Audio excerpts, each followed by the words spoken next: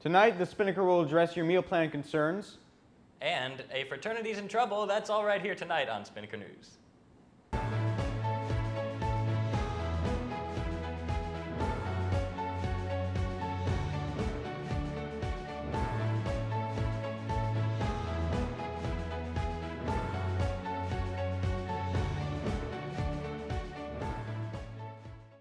Good evening, Ospreys. I'm Patrick Lloyd. And I'm Douglas Markowitz. You're watching Spinnaker News on Spinnaker Television. For the 5th time since spring of 2011, the same fraternity on campus is facing disciplinary charges. Pi Kappa Phi's Zeta Zeta chapter had a closed student conduct meeting on November 21st. Under the Student Code of Conduct, Pi Kappa is charged with endangerment, prohibited use of alcohol, and violations of rules established for fraternities and sororities. This is according to the charge letter issued by Student Conduct. Student Conduct was particularly concerned about Pi Kappa's involvement in the New Year's party that a UNF student attended on the night that she died. At first, Student Conduct didn't look into the New Year's incident because there was no hard proof that it was a Pi Kappa party. However, after further investigation, many signs pointed to the fact that it was in fact a Pi Kappa party. The biggest indication was the location of the party. It took place at a house that, according to one source, was a known Pi Kappa house because brothers had lived there and passed it down over the years.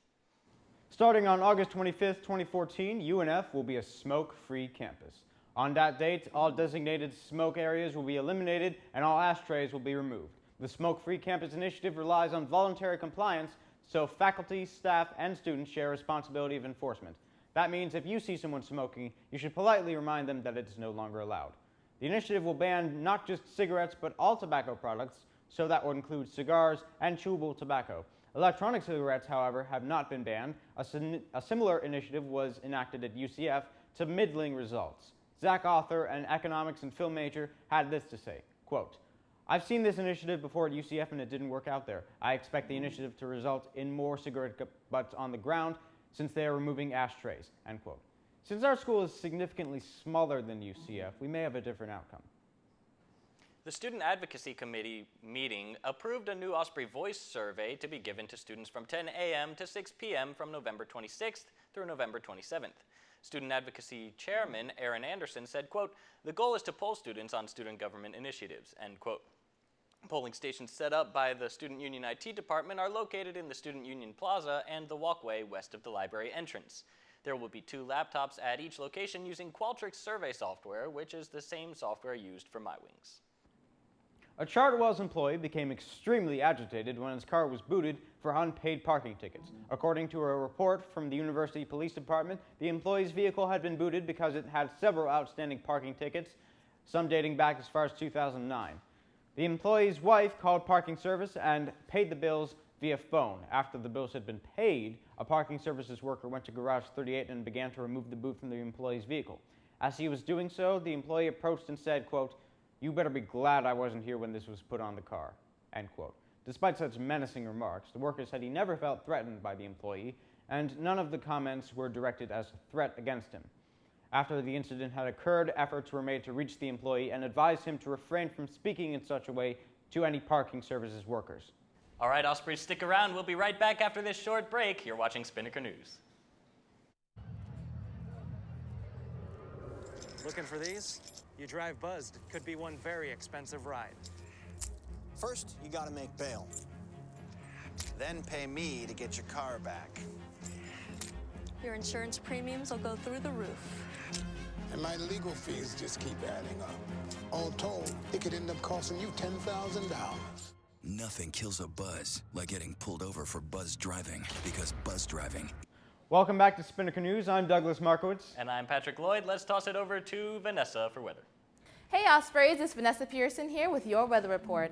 I hope everyone had a wonderful break and enjoyed their Thanksgiving Day, since it was such a lovely break without any harsh winds or chilly weather. That beautiful weather carried over into this week with today's high reaching a perfect 72 degrees. Tonight we'll have a low of about 57 degrees and a very subtle south wind reaching only 3 to 6 miles per hour. On the map here, you can see a little bit of a cold front sneaking in around Jacksonville. It is not harsh at all and definitely is not anything to worry about. Let's see what our 5-day forecast has to say about the rest of the week. The next few days will feel amazing. But if you're an early bird or a night owl, try not to get lost because there will be dense fog early in the morning and late into the night. The fog should be gone by Friday, but it just might be replaced by the rain. Saturday and Sunday show a 20% chance of rain, but luckily will be mostly sunny. So, expect a lovely week this time, Ospreys. That Florida sun is shining strong even in December. Feel free to go outside and enjoy the day. That's all I have for you, Ospreys. Let's take it back to the desk. Well, it's December and highs in the mid-70s, only in Florida, huh? Yeah, tell me about it. I wish it'd be cold this time of year, but you can't always get what you want. Exactly. All right, there's a possibility that the number of auditors at UNF could be increasing soon. UNF currently has 3 auditors, but Director of Internal Auditing Robert Berry said that he could see the need for more in the future. Berry said, quote, "I think 3 is a decent number, but the university is obviously growing every year, so there will eventually be the need for some additional staff," end quote. Berry also said that schools similar in size to UNF generally have between 3 and 5 members in an auditing department. The University of Central Florida has 6 internal auditors, Florida Gulf Coast University has 3, and Florida State University has 8. We have some important information for students living on campus. Next year's rent is going up. That's right. Housing rates for the upcoming 2014 to 2015 school year are projected to increase by an average of 3.29%. Bob Boyle, Director of Housing, said there are several reasons for a rent rate increase. The main reason is the cost of utilities. Another consideration is the cost of upkeep for the buildings, which can require monitoring mechanical systems like elevators. The age and size of the building can also affect its rent rate because older buildings may need more upkeep and therefore can cost more to keep in shape.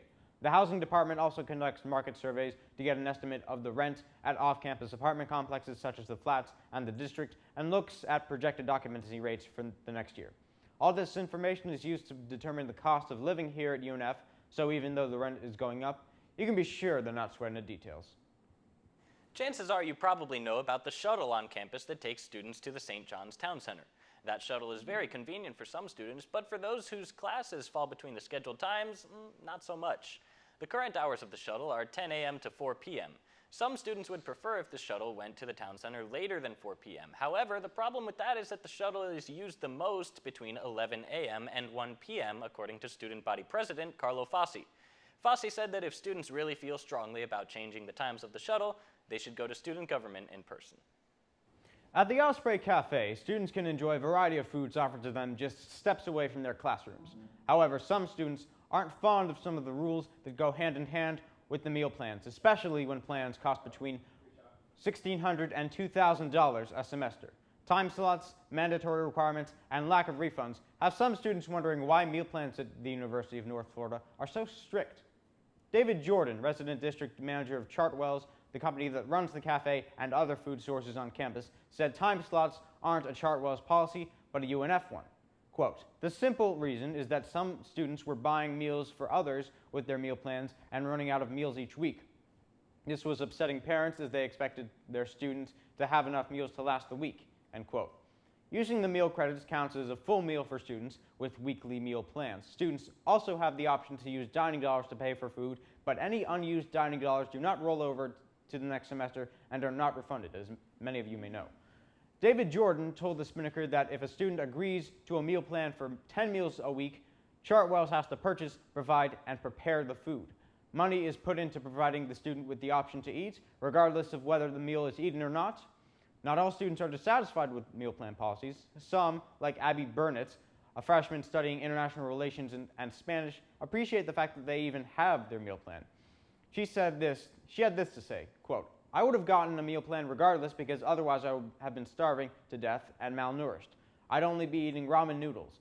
For freshmen on campus, it seems, having the cafe at their back door is clearly convenient." So what do you think, Pat? Well, I love my meal plan. I have the 14 meals a week and 250 dining dollars. I still have plenty of dining dollars left right now, and I use my meals all the time. I love it. Yeah, I think I've been underutilizing my meal plan a bit because I always get the same thing when I go. It's usually just a hamburger and fries. Well, in my opinion, meal plans are great. Yep. All right, Ospreys, fasten your seatbelts. It's time for the roller coaster that is Sports with Josh Brannick.